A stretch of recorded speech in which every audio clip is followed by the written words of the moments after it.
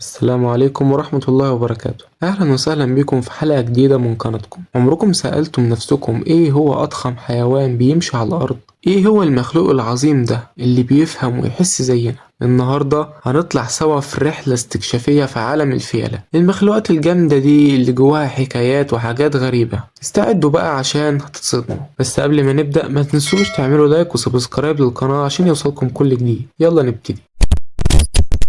أول حاجة هنبص عليها هي حجم الفيل، قوته الجبارة. تعرفوا إن الفيل الأفريقي ده أكبر حيوان بري في الدنيا كلها؟ لأ، وممكن وزنه يوصل ل6 طن وطوله يبقى حوالي 3 متر. تخيلوا المنظر والحجم ده، بيديه قوة مش طبيعية، بس في نفس الوقت بيخليه محتاج كميات أكل وشرب قد كده عشان يقدر يعيش. وده بقى يودينا لخرطوم الفيل اللي عامل زي الساحر. الخرطوم ده مش مجرد مناخير عشان يتنفس ويشم، ده كمان أداة خطيرة بيستخدمها في حاجات كتير قوي. الفيل بيشرب بيه مية كتير قوي، ممكن يشرب حوالي 14 لتر في مرة واحدة، وكمان بياكل بيه ويستخدمه عشان يتكلم مع الفئة التانية، يطلع أصوات معينة وحتى يطبطبوا على بعض. ده بجد عضو مهم جدا في حياة الفيل، ممكن يلمسوا بعض بخرطومهم أو يطلعوا أصوات. أما بقى عن ذكاء الأفيال وإحساسها، دي حكاية تانية خالص. الفيلة معروفة بذكائها الاجتماعي العالي القوي، وبتعرف تعمل صداقات قوية بينها وبين بعض. بتحس بالزعل والفرح والوجع، وممكن تشوفها بتحترم صحابها اللي ماتوا. وكمان ذاكرتها قوية جدا، بتفتكر الأماكن اللي فيها مية وأكل وحتى الناس اللي عملتها كويس أو وحش من سنين طويلة. ومين يقدر ينسى أولاد الفيلة الصغيرين؟ فترة الحمل عند أنثى الفيل أطول فترة حمل بين كل الحيوانات،